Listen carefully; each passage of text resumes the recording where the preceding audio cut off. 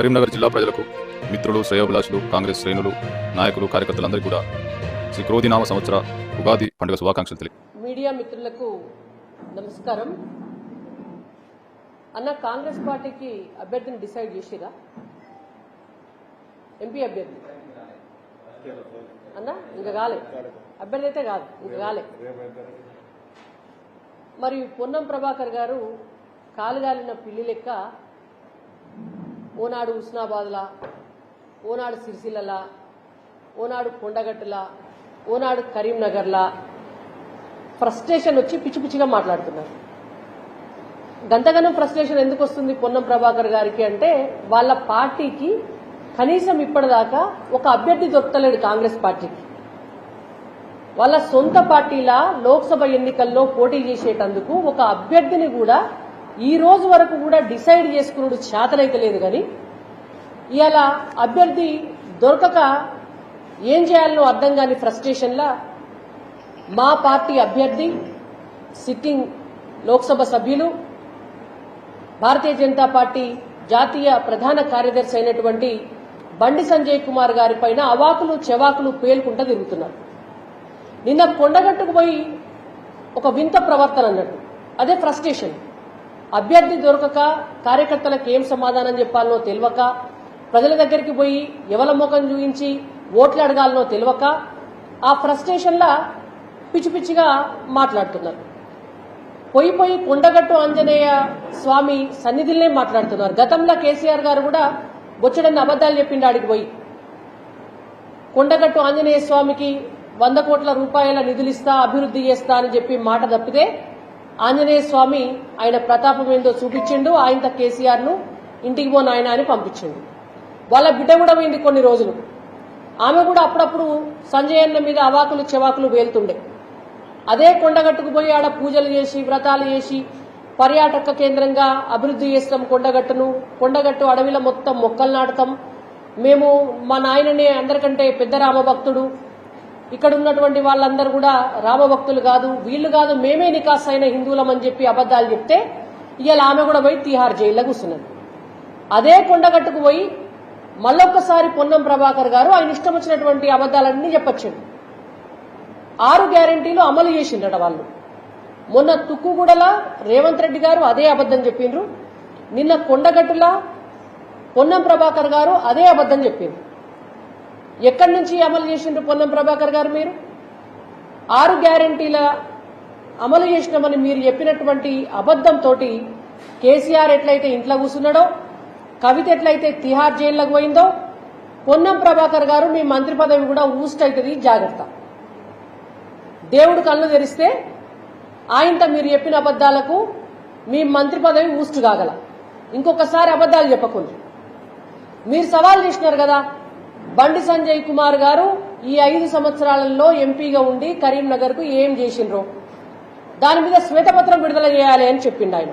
అదే కొండగట్టులా మేమేమంటున్నామంటే, కరీంనగర్ కు ఎంపీ గారు ఏం చేసిండ్రు అనేది మేము చెప్పే కంటే ముందు పొన్నం ప్రభాకర్ గారు మీరు కొండగట్టు ఆంజనేయ స్వామి సన్నిధిలో చెప్పినట్టు 6 గ్యారెంటీలు అమలు చేసినామని అన్నారు కదా. మీరు ఇవాళ మీరు శ్వేతపత్రం విడుదల చేయాలి. అక్కడి నుంచే 6 గ్యారెంటీల పేరుతోటి రైతులకు మీరు 15,000 రూపాయల రైతు భరోసా ఇస్తామన్నారు. ఎంతమంది రైతులకు 15,000 రూపాయల రైతు భరోసా ఇచ్చిండ్రో శ్వేతపత్రం విడుదల చేయాల. మీరు 6 గ్యారెంటీల్లో భాగంగా చెప్పినటువంటి రైతు కూలీలకు 12,000 రూపాయల రైతు భరోసా ఇస్తామని చెప్పిండ్రు. ఎంతమంది రైతు కూలీలకు ఇచ్చిండ్రో శ్వేతపత్రం విడుదల చేయాలి.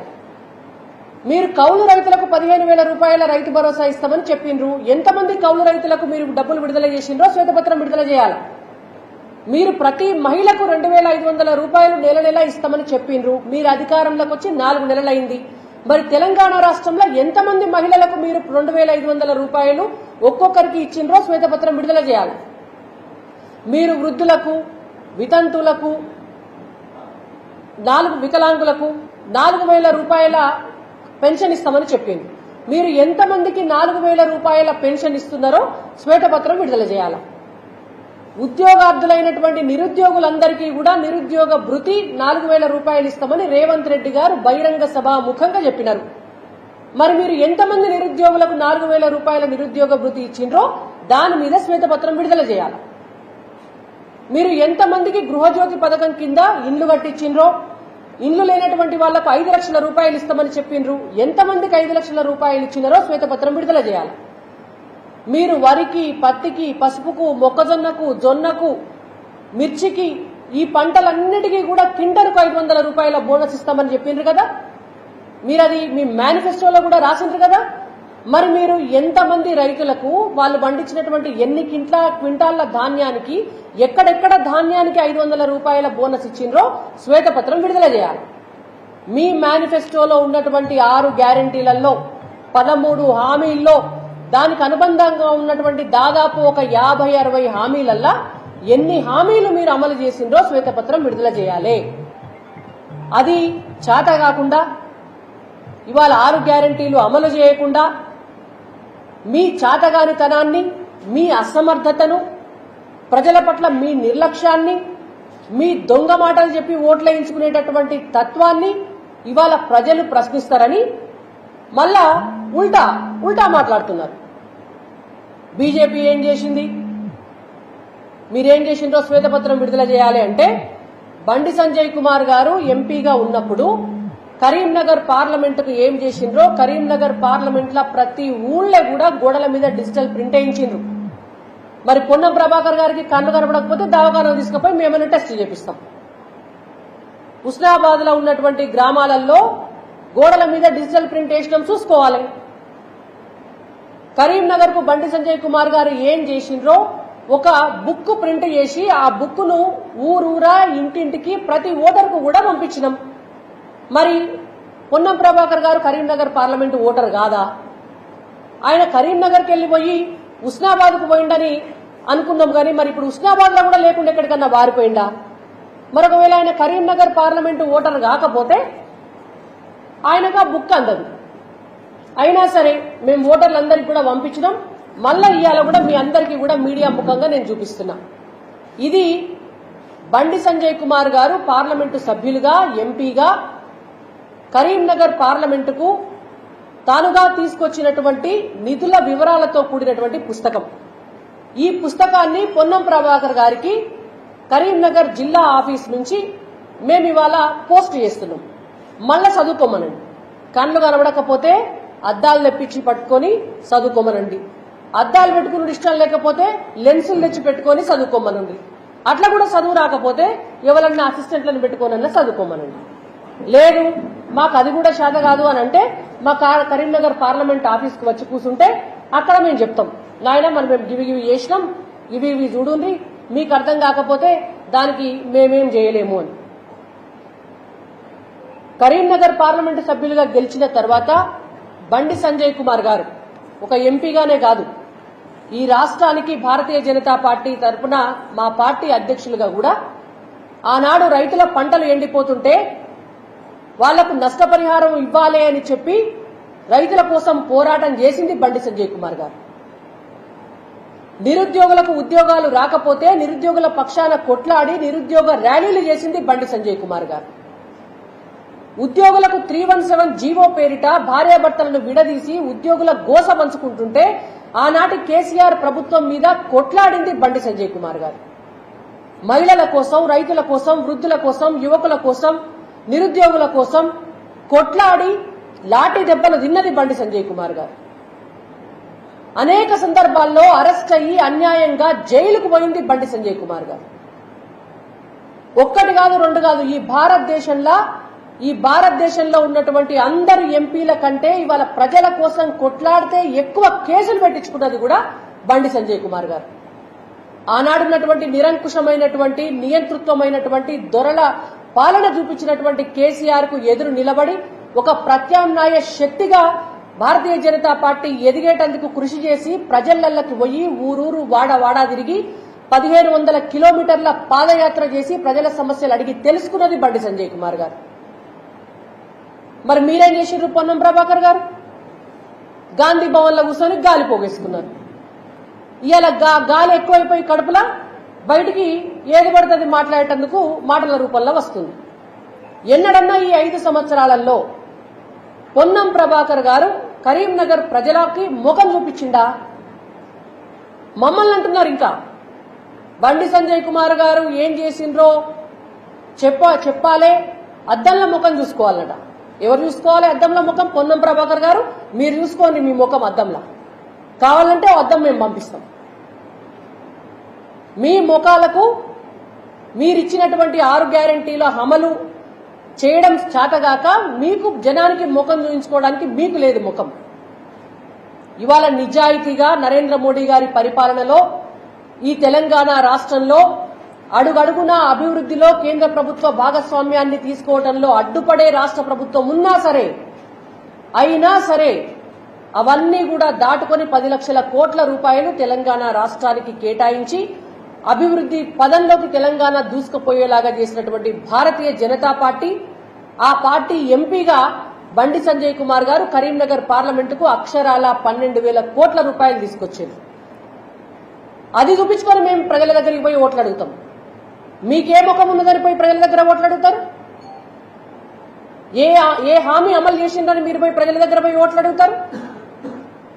మీ ముఖ్యమంత్రి రేవంత్ రెడ్డి గారు చెప్పినారు కదా మొన్న, మా హామీలే మా రెఫరెండం అని. ఇవాళ వారొక్కడు చదివితే మీరు 10 చదివినట్టు మరి మీరు ఇంకొన్ని ఎక్కువ అబద్దాలు ఆడుతున్నారు. ఇదే పొన్నం ప్రభాకర్ గారిని నేను ఇంకో విషయం కూడా అడగదలుచుకున్నా. మీరు 12,000 కోట్ల రూపాయలు ఈ పార్లమెంటుకు తీసుకొచ్చినటువంటి వ్యక్తిని ఎంపీ అయిన రోజు నుంచి ఈ రోజు వరకు కూడా తన కుటుంబాన్ని కూడా వదిలేసి ప్రజల కోసమే ప్రజల మధ్యలోనే తిరుగుతున్నటువంటి వ్యక్తిని మీరు అనరాని మాట్లాడి దుర్భాషలాడుతున్నారు కదా. 10 సంవత్సరాల కాలం పాటు ఈ రాష్ట్రాన్ని దోచుకున్నటువంటి కేసీఆర్ ఎందుకు ఒక్క మాట అంటలేరు? ఆయన కొడుకు ఐటీ మంత్రిగా, షాడో సీఎంగా ఫోన్ ట్యాపింగ్లు చేసి ఇంటర్మీడియట్ పిల్లల చావులకు కారణమై, రైతుల ఆత్మహత్యలకు కారణమై మొత్తం తెలంగాణను దోపిడీ చేసిన కేటీఆర్ గారి మీద ఎందుకు మాట్లాడతలేరు? లెస్స ప్రేమ వస్తుంది మీకు కేసీఆర్ గారి మీద, కేటీఆర్ గారి పైన? అంతగానం మీకున్నటువంటి లాలుచి ఏమున్నది వాళ్ళతోటి? ఏ చీకటి దోస్తానాతోటి మీరు ఇవాళ కేసీఆర్ గారిని, కేటీఆర్ గారిని ఒక్క మాట కూడా అంటలేరు? నువ్వు కొట్టినట్టు చేయి, నేను ఏడిచినట్టు చేస్తా అన్నట్టున్నది. బీఆర్ఎస్ పార్టీకి కాంగ్రెస్ పార్టీ నాయకులకు మధ్య ఉన్న సత్సంబంధాలు. మరి రేవంత్ రెడ్డి గారు అన్న ఇదంతా చూస్తున్నారా? మాకు అర్థం కావట్లేదు. సిరిసిల్లలో నేత కార్మికులు చనిపోతే నేత కార్మికులను పరామర్శించి ఆడ దీక్షకు కూర్చుంటాని బండి సంజయ్ గారు పిలుపునియంగానే పిరోమని ఆడికి ఉరికిపోయి నేత కార్మికులను బతిలాడి దీక్షలు విరమింపజేసి పైసలు ఇస్తామని చెప్పి నువ్వు దిగొచ్చినావు. అక్కడ కూడా ఏం మాట్లాడినావు? ఒప్పుకోవాలి. భారతీయ జనతా పార్టీ నేత కార్మికుల పక్షాన నిలబడ్డది, వాళ్ళు కొట్లాడిండ్రు అనేది నువ్వు ఒప్పుకోకపోయినా అక్కడ ఉన్నటువంటి ప్రజలు ఒప్పుకుంటారు. వాళ్ళ ప్రజలు ఎంబడి మేముంటాం. అక్కడి పోయి కూడా శవాల మీద పేరాలు ఏరుకుంటున్నారు, శవ రాజకీయాలు చేస్తున్నారు అని మాట్లాడుతున్నావు. అసలు శవాలు లేవకుండా చూడాల్సినటువంటి బాధ్యత కదా మీది. అధికార పార్టీలో ఉన్నారు కదా. సిరిసిల్లల నేత కార్మికులు ఉరికొయ్యలకు వేలాడుతా అంటే చూసుకుంటా నిద్రపోవుకుంటా, చాతగాని దద్దమ్మల లెక్క ఉండుకుంటా, బాధ్యత లేని ప్రభుత్వంలో మంత్రిగా ఉండుకుంటా, మళ్ళా ఈ పార్లమెంటు ఇన్ఛార్జిగా ఆ సిరిసిల్లల చావులకు కారణం మీరు, గతంలో ఉన్నటువంటి కేటీఆర్, ప్రస్తుతం ఉన్నటువంటి ఎమ్మెల్యే. వాళ్ళ మీద ఒక్క మాట మాట్లాడరు. అంతగానం చీకటి దోస్తానా కేటీఆర్ తోటి, పొన్నం ప్రభాకర్ గారికి. కానీ నేత కార్మికుల కోసం, వాళ్ళ బాగోగుల కోసం ఎల్లకాలం చూసేటటువంటి భారతీయ జనతా పార్టీ మీద మాత్రం అవాకులు చెవాకులు వెళ్తారు. బండి సంజయ్ గారి పైన అవాకులు చెవాకులు వెళ్తారు. రైతు దీక్ష చేసినాడు, దీక్ష పోయి ఢిల్లీలో చేయాలట. అంటే కరీంనగర్ ప్రజలు ఇక్కడ అకాల వర్షాలకు పంటలు నష్టపోతే ఇక్కడ బండి సంజయ్ గారు దీక్ష చేస్తే పోయి ఢిల్లీలో దీక్ష చేయమని సలహా ఇస్తున్నారు పొన్నం ప్రభాకర్ గారు. అయ్యా, మా ప్రభుత్వమే ఇక్కడ కూడా ఉంటే మా ప్రభుత్వం పట్టించుకోకపోతే మేము పోయి ఢిల్లీలో దీక్ష చేస్తాం. ఇక్కడ ఉన్నది నీ కాంగ్రెస్ ప్రభుత్వం. రైతుల దగ్గరికి పోయి పరామర్శించే చేతగాలే మీకు. ఈనాటి వరకు నష్టపరిహారం ఇక చేతగాలే మీకు. మీరు లేఖ రాస్తారండి ఒకటి, మీకు చేత కాదు, మీ ముఖ్యమంత్రి రేవంత్ రెడ్డికి చేత కాదు, మీ కాడ పైసలు లేవు, రైతులను ఆదుకునేటువంటి మంచి హృదయం మీకు లేదు అని ఒక లెటర్ రాసి మీకు చేత కాదు అనుండ్రి, బరాబర్ మా ఎంపీ గారు ఢిల్లీకి పోయి పైసలు పట్టుకొని వస్తాం. మీకు చేత కాకపోతే మేము చేస్తాం, ఖచ్చితంగా చేస్తాం. ఇవాళ ప్రజల కోసం భారతీయ జనతా పార్టీ కొట్లాడుతుంది, ప్రజల కోసం భారతీయ జనతా పార్టీ నిలబడుతుంది. ప్రజల పక్షాననే బండి సంజయ్ కుమార్ గారు ఈ కరీంనగర్లో పుట్టి బుద్ధెరిగిన నాటి నుంచి, ఒక ఆర్ఎస్ఎస్ కార్యకర్తగా ఉన్న నాటి నుంచి నేటి వరకు కూడా ప్రజల కోసమే తన జీవితం అంతా కూడా పోరాటం చేస్తున్నారు. దేశం కోసం, ధర్మం కోసమే పోరాటం చేస్తున్నారు. మీ లెక్క ఇవాళ కాలుగాలిన పిల్లి లెక్క ఏది పడితే అది మాట్లాడి ప్రజా సమస్యల్ని పక్కదోవ పట్టించి గత పాలకులతోటి చీకటి దోస్తానాలు చేసి మాట్లాడాల్సినటువంటి అవసరం లేదు. మీకు చేతనైతే, మీకు దమ్ముంటే, మీకు ముఖముంటే మీ 6 గ్యారెంటీలు మీరు అమలు చేసి ప్రజల దగ్గరికి ఓట్లు అడిగేటందుకు రండి. అంతేగాని ఇసొంటి మాటలు మాట్లాడితే భారతీయ జనతా పార్టీ కార్యకర్తలుగా మేము కూడా ఊరుకునేటువంటి ప్రసక్తి లేదు. మీకంటే 4 ఆకులు ఎక్కువే చదువుకున్నాం, మీకంటే 4 మాటలు ఎక్కువనే మాట్లాడతామని చెప్పి పొన్నం ప్రభాకర్ గారికి డైరెక్ట్ గా హెచ్చరిస్తున్నాం.